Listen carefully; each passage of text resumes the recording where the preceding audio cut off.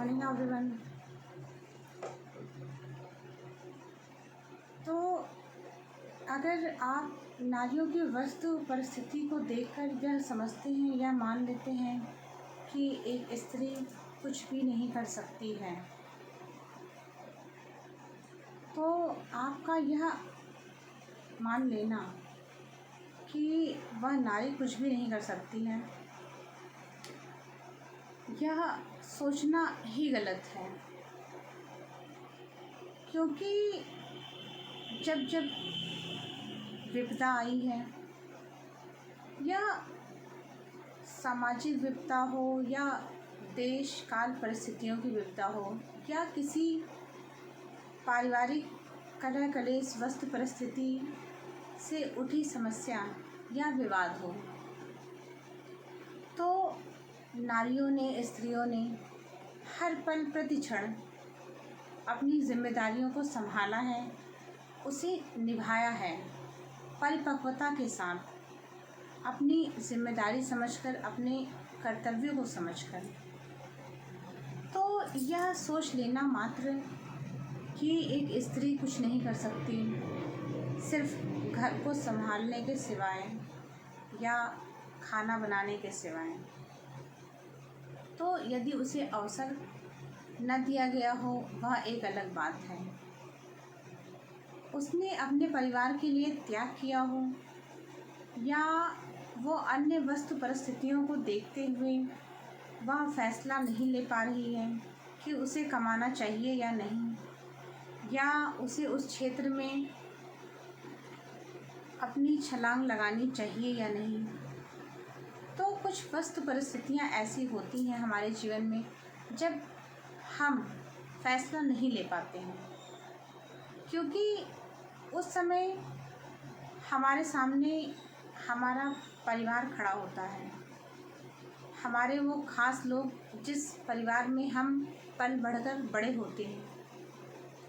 तो ऐसी वस्तु परिस्थिति में, ऐसे समय में जबकि हम पाते हैं कि हमें दोनों में से किसी एक को चुनना होता है, तो जाहिर सी बात है बहुतायत संख्या में स्त्रियां अपने प्रोफेशन को छोड़कर, अपने करियर को छोड़कर परिवार को चुनती हैं।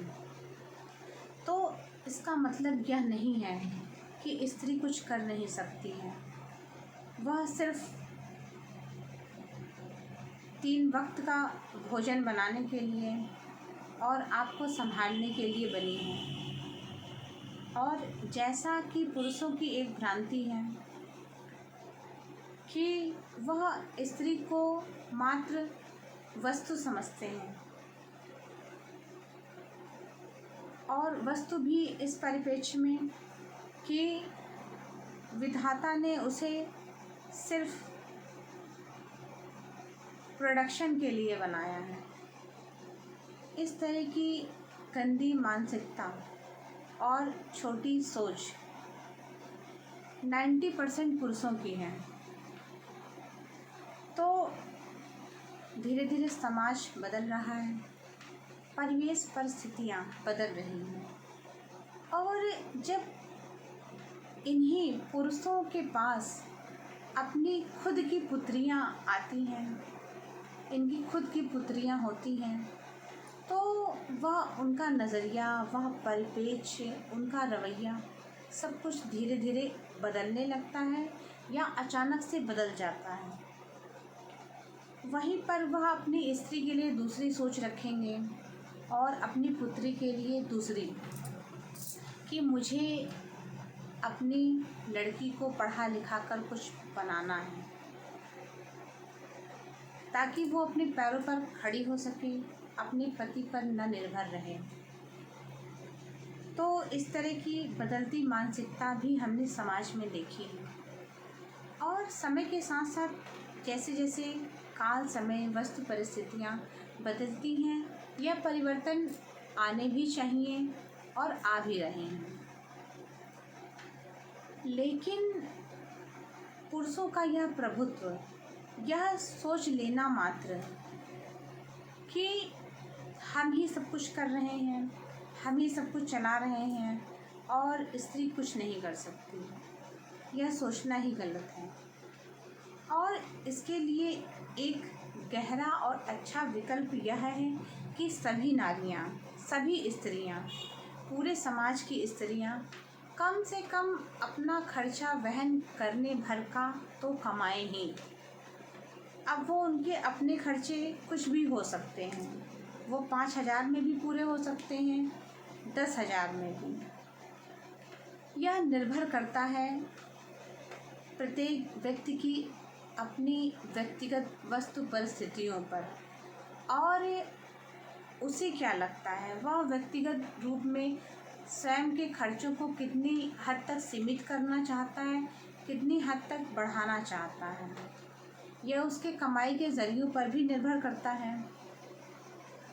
तो खुद को स्वावलंबी बनाना आज के समय में बहुत ही आवश्यक है, और यह होना भी चाहिए, ताकि एक ही व्यक्ति पर बर्डन न दिया जाए।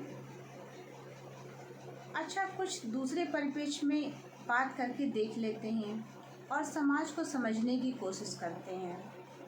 काफ़ी हद तक हमने कुछ निर्धन स्त्रियों को भी देखा और उन्हें ऑब्ज़र्व किया, और पाया कि खुद तो वह दूसरों के घरों में काम कर रही हैं, लेकिन अपने पतियों का खर्चा भी वो ही उठा रही हैं। तो इस तरह से जो कुछ स्त्रियां हैं, कुछ परसेंट स्त्रियां हैं हमारे समाज में, वह पुरुषों को बिगाड़ भी रही हैं, क्योंकि वो उनके एडिक्शन के लिए पैसे भी अपनी ही सैलरी से प्रोवाइड करा दे रही हैं। तो इस तरह से न केवल वह अपनी मेहनत को ज़ाया कर रही हैं, बल्कि अपने लिए ही समस्या उत्पन्न कर रही हैं। अब जब वही पति उन्हें पीकर मारता है, प्रताड़ित करता है, तो उन्हें बुरा लगता है।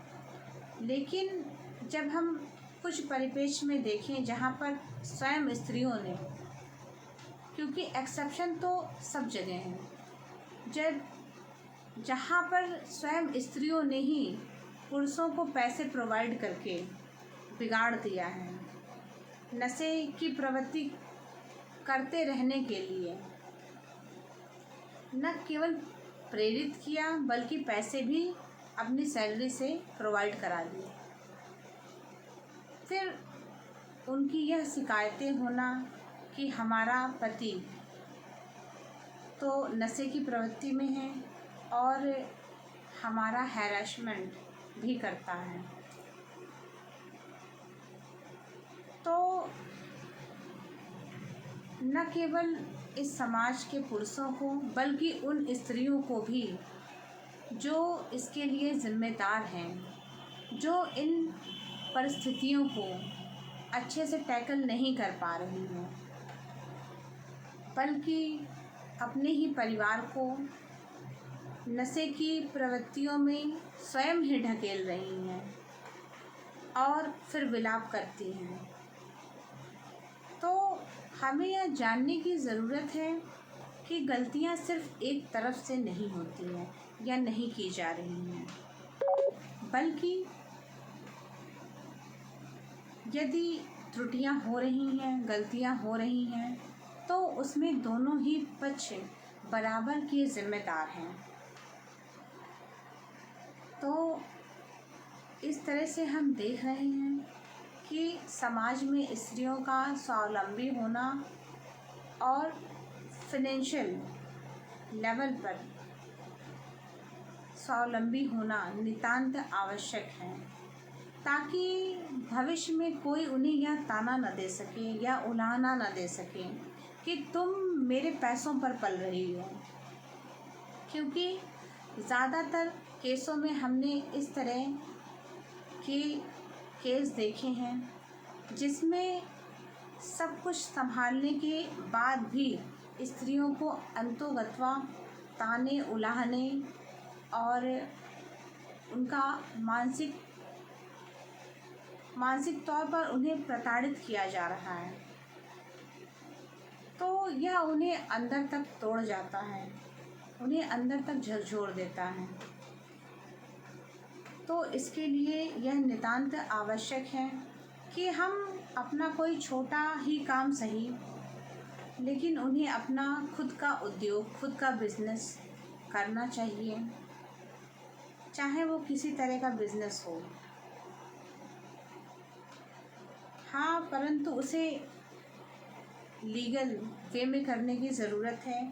गैर कानूनी कामों से आप लोगों को बचने की ज़रूरत है, क्योंकि ये जो गलत रास्ते होते हैं यह सिर्फ आपको जेल की दीवारों के पीछे ले जाते हैं, सलाखों के पीछे ले जाते हैं। और आप अपने क्षणिक आनंद के लिए, मान लीजिए कि आप किसी बुरे कार्य में इंडल्ज हो गए हैं, तो आपको क्षणिक सुख मिल जा रहे हैं 2-3 साल के लिए। आपने बंगला बना लिया, 3-4 बना लिए, मैं कहती हूँ 10 भी बना लिया, उससे क्या ही फ़ायदा आपको मिल जाना है। बैंक बैलेंस भी कर लिया, लेकिन हम जानते हैं कि हमारे बुरे कर्मों का बोझ भी हमारे ऊपर ही है, और वो बुरे कर्म ही हमारा भविष्य बनकर आते हैं, और फिर वह दुख हमें भोगने पड़ते हैं। तब हम ईश्वर से यह शिकायतें करते फिरते हैं कि न जाने किस कर्म का फल हम भोग रहे हैं। जब उन कर्मों को हम कर रहे थे तो हमारी आत्मा ने हमें बार बार रोका, लेकिन हमने आत्मा की बातों को न सुनकर अपने दिमाग की सुनी, अपनी उस चतुर बुद्धि की सुनी, जो कि हमें उस समय नहीं सुननी चाहिए थी। तो अपने जीवन के फैसले बहुत समझदारी के साथ लीजिए, और प्रत्येक व्यक्ति को ये बात आप सभी लोग गांठ बांध लीजिए कि प्रत्येक व्यक्ति को अपनी रोटी स्वयं कमानी पड़ती है, आज नहीं तो कल कमानी ही पड़ेगी।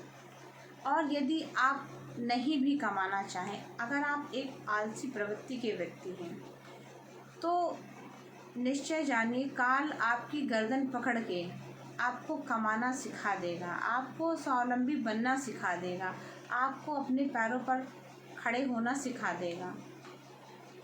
तो समय काल परिस्थितियाँ बदलती रहती हैं, उसके अनुसार हमें अपने माइंडसेट को बदलते हुए अपने लिए स्टैंड लेना बहुत ज़रूरी है।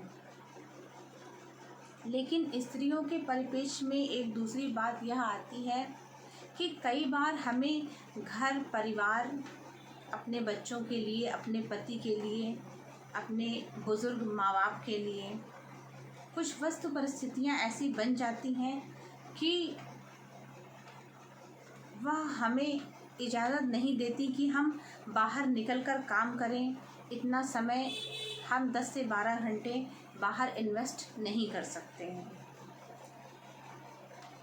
तो उस समय वस्तु परिस्थिति में आपको जो उपयुक्त लगे आप वह काम करें, क्योंकि जब हम प्राइवेट वर्किंग वुमेन को देखते हैं तो कई बार ऐसा होता है कि उन्हें अपनी नौकरियां छोड़नी पड़ती हैं।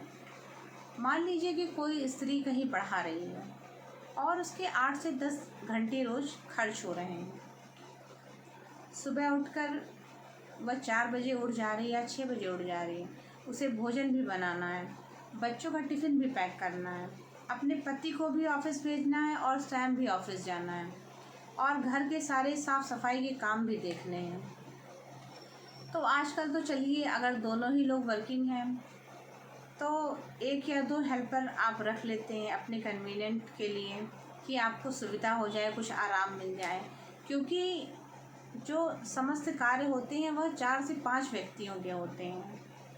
और यदि उनका बर्डन सिर्फ एक ही स्त्री पर होता है और सभी लोग वह एक्सपेक्ट करें कि हमें सब कुछ बेड पर लाकर मिले, चाहे वह आपका पति हो, आपके वृद्ध सास ससुर हों, आपके बच्चे हों, तो इसमें आपकी भी त्रुटियां हैं, आपकी भी गलतियां हैं, क्योंकि आप उन्हें ऐसा आलसी बना रहे हैं कि कोई अपना खाना तक निकाल कर खाने के लिए तैयार नहीं है। अब एक स्त्री जो ऑलरेडी वर्किंग है, प्राइवेट में काम कर रही है, पढ़ा रही है, विद्यालय जा रही है, 8 बजे उसे भी निकलना है। तो कैसे एक ही व्यक्ति इतनी सारी एक्सपेक्टेशंस को पूरा करेगा और हर व्यक्ति को बेड पर खाना प्रोवाइड करा देगा? तो इन सब बातों को हमें गहराई से सोचना और समझना पड़ेगा। सिर्फ यह सोच लेना कि यह उस स्त्री की ही जिम्मेदारी है, यह बिल्कुल गलत है। घर के सभी सदस्यों को अपनी जिम्मेदारियों को समझते हुए सबको घर के कार्यों में हाथ बटाना चाहिए और उस स्त्री की मदद करनी चाहिए अगर वह वर्किंग है तो। और वर्किंग नहीं भी है तो भी आप एक बार गहराई से सोच कर देखिए, दिन भर चीज़ों को ऑब्ज़र्व करके देखिए कि आप बैठे हैं, काम कर रहे हैं, आपको बेड पर चाय नाश्ता, दोपहर का खाना, शाम का खाना, सुबह का खाना, ऑफिस से जब लौट के आ रहे हैं तो आप एक्सपेक्ट कर रहे हैं कि आपके जूते भी कोई उतार दें। ऑफिस जा रहे हैं तो आपके कपड़े सब कुछ रेडी मिले, बेड पर रखा हुआ मिले, आपके हाथों में मिले, आपके जूते पॉलिश करके मिले, आपको कुछ करना ना पड़े। और करना अमूमन पड़ता भी नहीं है। स्त्रियां अपनी जिम्मेदारियों को बखूबी निभा भी रही हैं और निभाती हैं और सदियों से निभाती रही भी हैं। तो हमें यह सोचना पड़ेगा कि हम एक स्त्री की, एक पुत्रवधू की, एक महिला की कैसे मदद कर सकते हैं, क्योंकि वह एक पिलर की तरह आपके साथ खड़ी है। यदि आप बाहर वर्क कर रहे हैं तो घर में दिन रात आपके लिए वर्क कर रही है, आपके परिवार को देख रही है, आपके बच्चों को संभाल रही है। और यह सोच लेना मात्र कि तुम घर में करती ही क्या हो, यही सबसे गलत धारणा है जो माइंडसेट पुरुषों का या परिवार के अन्य लोगों का बनता जा रहा है। यह धारणा ही गलत है। तो हमें चीज़ों को डीपली एनालाइज करना चाहिए और जितना हो सके अपना सपोर्ट देना चाहिए। तो इस तरह के परिवार जो एक दूसरे के प्रति कोऑपरेटिव हैं, सहयोगी हैं, वो परिवार ही सस्टेन कर पा रहे हैं। अन्यथा अन्य परिवार आपसी वैमनस्य के द्वारा और आपसी मतभेदों के द्वारा उनका विघटन होता चला जा रहा है और वो बिखर रहे हैं, टूट रहे हैं, विभक्त हो रहे हैं और वो धरातल पर सस्टेन नहीं कर पा रहे हैं। तो आज के लिए बस इतना ही। Thank you.